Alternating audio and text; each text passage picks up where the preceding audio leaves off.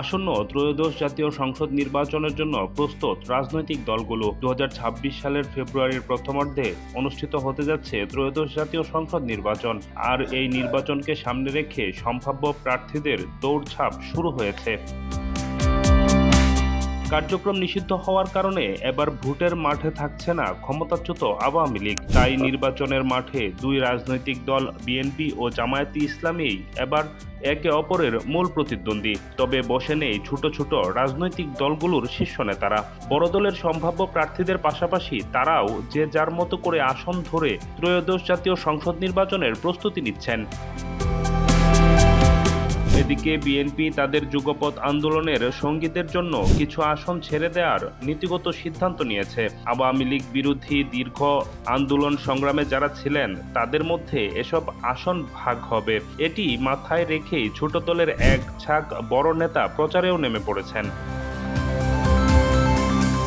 সূত্র জানায়, গণতন্ত্র মঞ্চের শরিকদের মধ্যে জাতীয় সমাজতান্ত্রিক দল জেএসডি সভাপতি আসম আব্দুর রব লক্ষ্মীপুর ৪, নাগরিক ঐক্যের সভাপতি মাহমুদুর রহমান মান্না বগুড়া ৪, বিপ্লবী ওয়ার্কার্স পার্টির সাধারণ সম্পাদক সাইফুল হক ঢাকা ৮, গণসংহতি আন্দোলনের প্রধান সমন্বয়ক জুনায়েদ সাকিব ব্রাহ্মণবাড়িয়া ৬, ভাসানী জনশক্তি পার্টির সভাপতি শেখ রফিকুল ইসলাম বাবলু জামালপুর ৫, রাষ্ট্র সংস্কার আন্দোলনের সমন্বয়ক হাসনাত কাইয়ুম কিশোরগঞ্জ ৫ আসন থেকে নির্বাচনের প্রস্তুতি নিচ্ছেন। শারীরিক অসুস্থতার কারণে আসম আব্দুর রব যদি নির্বাচনে অংশ নিতে না পারে, সেক্ষেত্রে তার স্ত্রী জেএসডি সহসভাপতি তানিয়া রব লক্ষ্মীপুর ৪ আসনের প্রার্থী হবেন। এছাড়া ১২ দলীয় জোটের শরিকদের মধ্যে জাতীয় পার্টির চেয়ারম্যান মোস্তফা জামাল হায়দার পিরোজপুর ১, বাংলাদেশ জাতীয় দলের চেয়ারম্যান সৈয়দ এহসানুল হুদা কিশোরগঞ্জ ৫, জাতীয় পার্টির মহাসচিব আহসান হাবিব লিংকন কুষ্টিয়া ২, দলটির প্রেসিডিয়াম সদস্য অ্যাডভোকেট নবাব আলী আব্বাস মৌলভীবাজার ২ আসন থেকে নির্বাচনের প্রস্তুতি নিচ্ছেন। অবশ্য খেলাফত মজলিস ও জমিয়তে উলামায়ে ইসলাম ইসলামপন্থীদের জুটে গেলে তাদের জন্য আর আসন ছাড়বে না বিএনপি।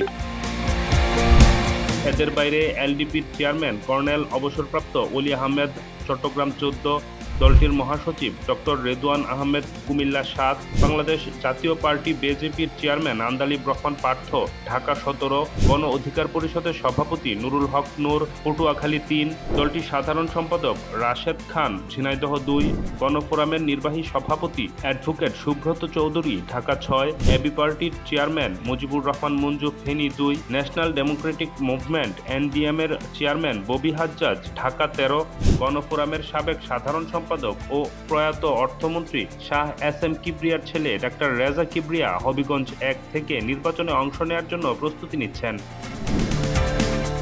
কর্নেল অবসরপ্রাপ্ত অলি আহমেদ নির্বাচন না করলে চট্টগ্রাম ১৪ আসনে তার ছেলে অধ্যাপক উমর ফারুক সানি প্রার্থী হবেন। রাজনৈতিক বিশ্লেষকদের মতে বর্তমান রাজনৈতিক ব্যবস্থায় মোটামুটি সবার মধ্যেই এই ধারণা কাজ করছে যে বিএনপি ছাড় দিলে বিজয় প্রায় সুনিশ্চিত।